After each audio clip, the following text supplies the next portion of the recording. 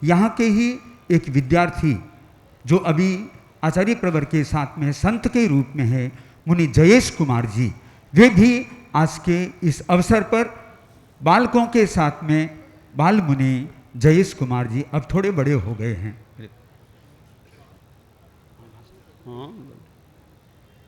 अनंत विज्ञानमतीत दोष मबाध्य सिद्धांत ममर्त्य पूज्यं श्रीवर्धमानं जिनमाप्तमुख्यं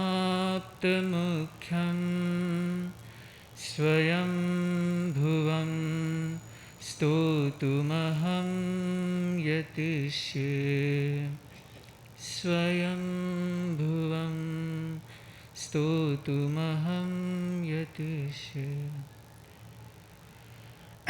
आराध्य देव के श्री चरणों में वंदन। परम आराध्य हमारी आस्था के अनन्य केंद्र परम पूज्य आचार्य प्रवर को नमन। मुनिवृंद, उपस्थित कालबा देवी और संपूर्ण मुंबई से समागत श्रावक श्राविकाएं और मेरी ही स्कूल के विद्यार्थी, आज जब मैं पूज्य प्रवर के स्वागत के विषय में चिंतन कर रहा हूँ तो मैं सोचता हूँ मैं कौन हूँ आपका स्वागत करने वाला।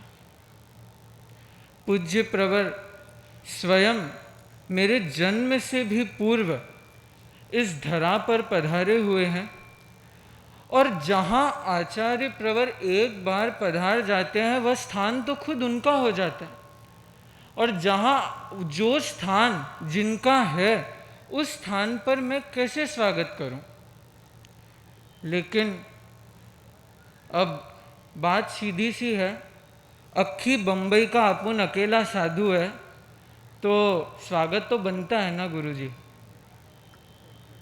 तो ये जो दक्षिण मुंबई की एरिया और मूल मुंबई जिसे हम मानते हैं, वहाँ से एकमात्र संत वर्तमान में आचार्य प्रवर की सन्निधि में आपके चरणों में समुपस्थित हूँ मैं।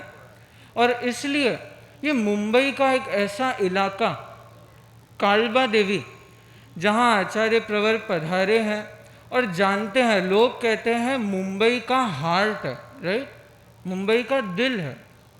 लेकिन मैं इसको थोड़ा सा डीपली एनालाइज करूं तो जो हमारा देश है उसमें मुंबई ऐसे स्थान, अगर उसको ह्यूमन फॉर्म में बना दें तो मुंबई ऐसे स्थान पर आता है जिसे हम कहते हैं जेब का स्थान। अगर हम पूरे उस देश का वो देखेंगे तो उस मैप में मुंबई ऐसे स्थान पर आता है जहां हमारे शरीर में जेब आती है, गृहस्थियों के। और यहाँ के लोगों की जेबें भी थोड़ी गहरी है गुरुदेव, और कालबा देवी दक्षिण मुंबई के लोगों की जेबें तो थोड़ी और ज़्यादा गहरी है। तो ये ऐसा स्थान है जहाँ हम दिल की नहीं, हम जेब की बात करते हैं।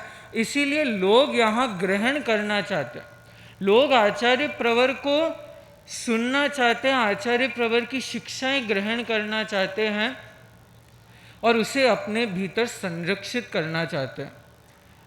तो जब मैं यहाँ के बारे में सोच रहा था कि मैं आचार्य प्रवर के समक्ष क्या प्रस्तुति दूँ, तो मुझे लगा कि आज इस स्थान से अच्छा कोई स्थान नहीं हो सकता जहाँ मैं अपनी इस बीती यात्रा के कुछ चिट्ठे खोल सकूं।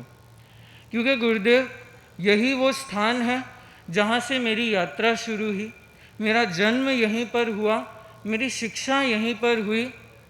माँ के हाथ को पकड़कर मैं यहीं पहली बार संतों के ठिकाने में पहुँचा, वहाँ से धर्म की शिक्षाएं ग्रहण की।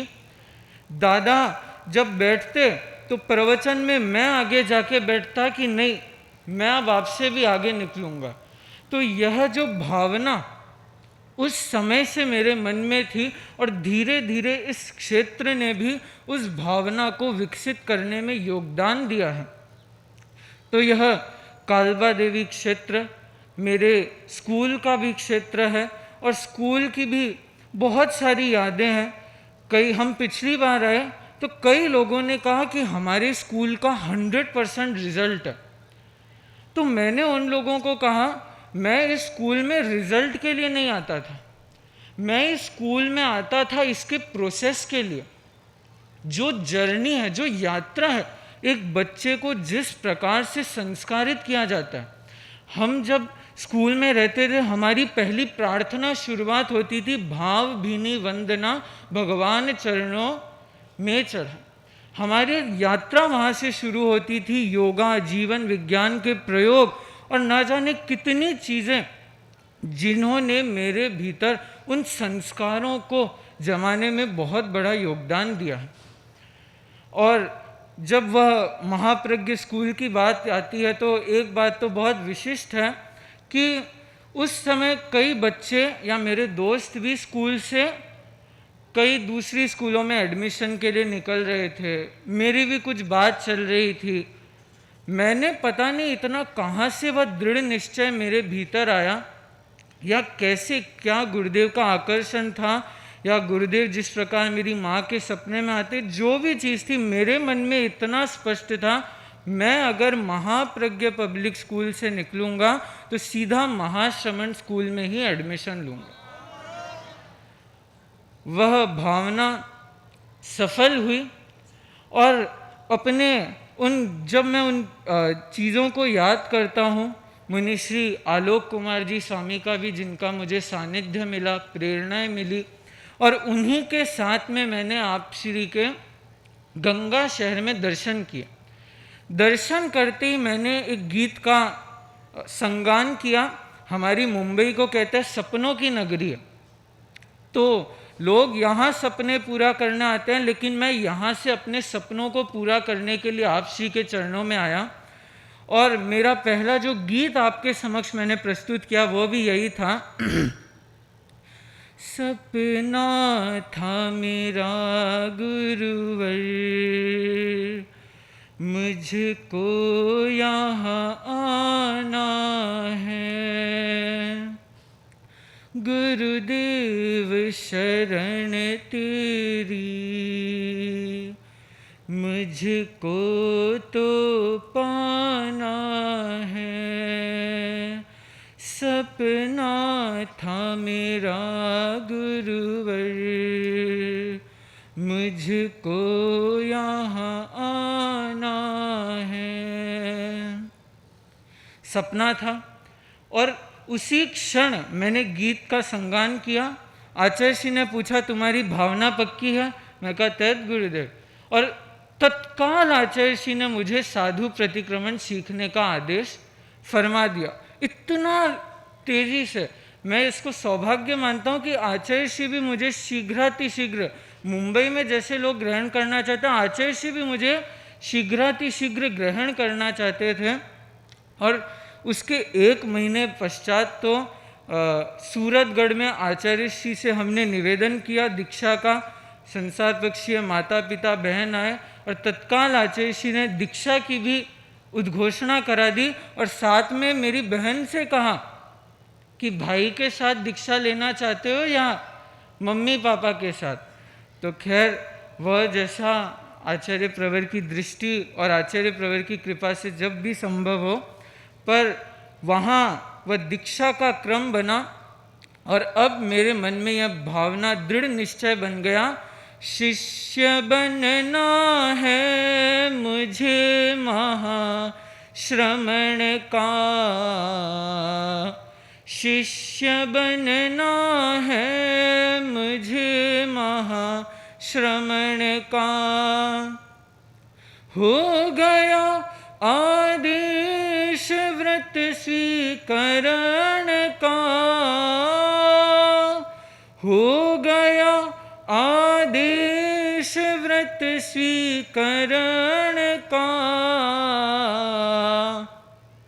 शिष्य बनना है मुझे महाश्रमण का।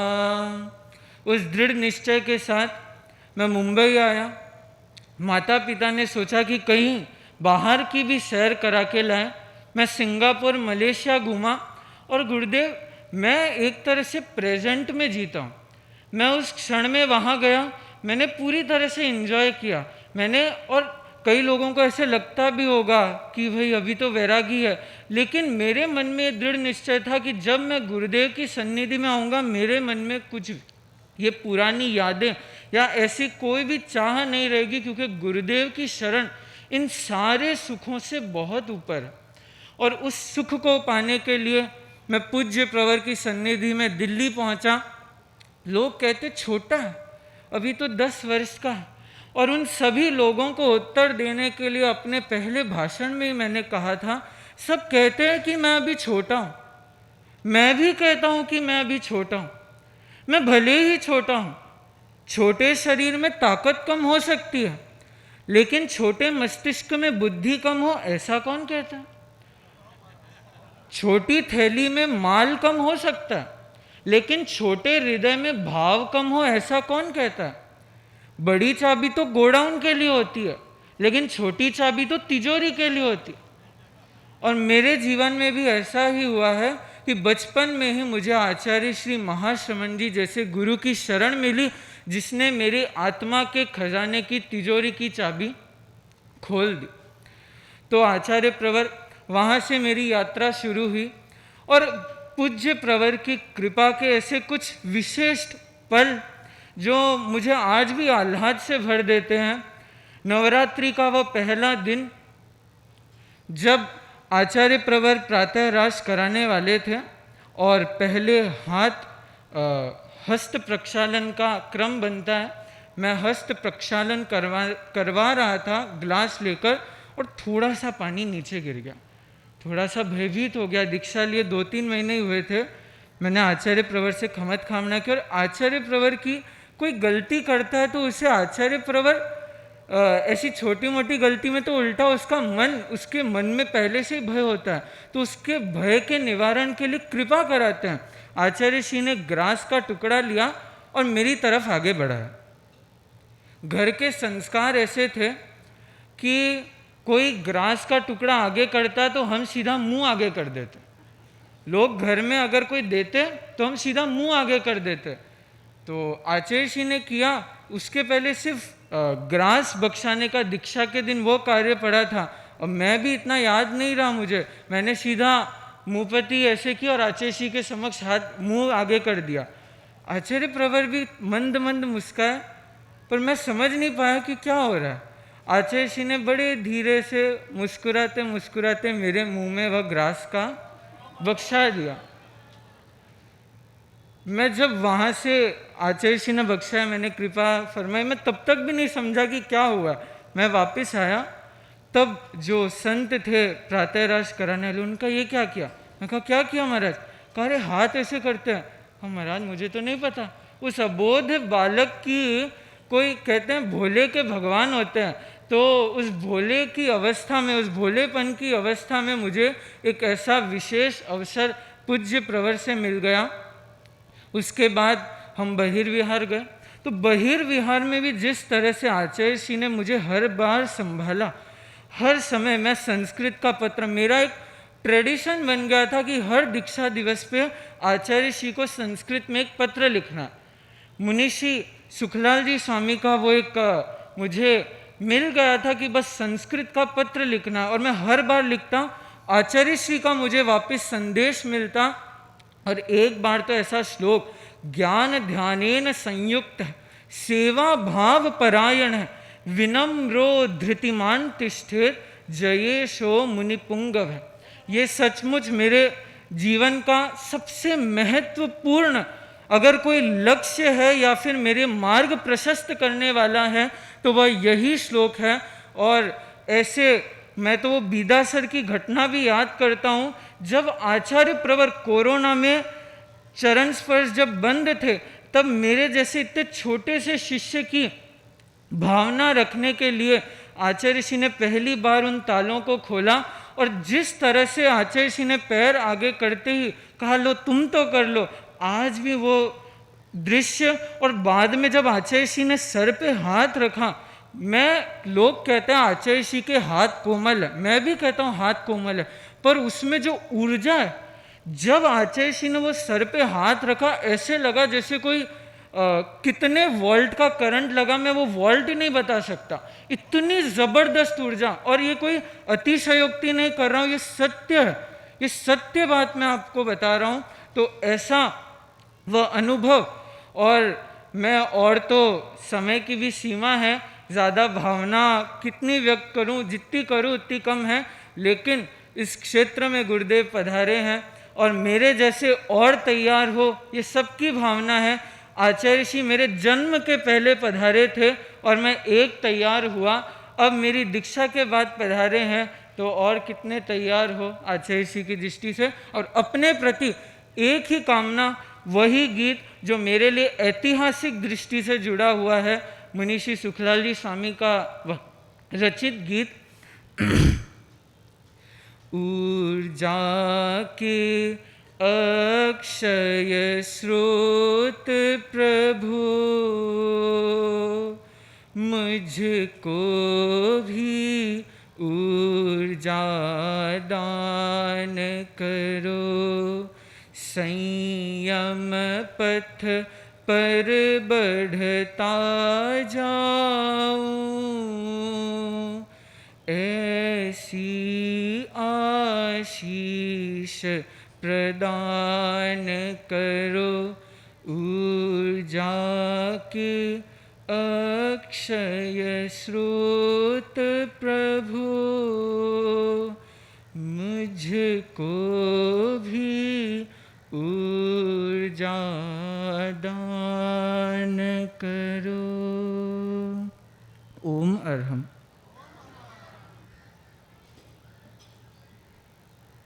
मुनि जयेश कुमार जी के भाषण से लगता है बच्चों का मन भी थोड़ा सा भीतर में हो रहा था, क्योंकि ये क्षण ऐसे क्षण होते हैं जिन क्षणों को जब व्यक्ति जीता है वो ही अनुभव कर सकता है।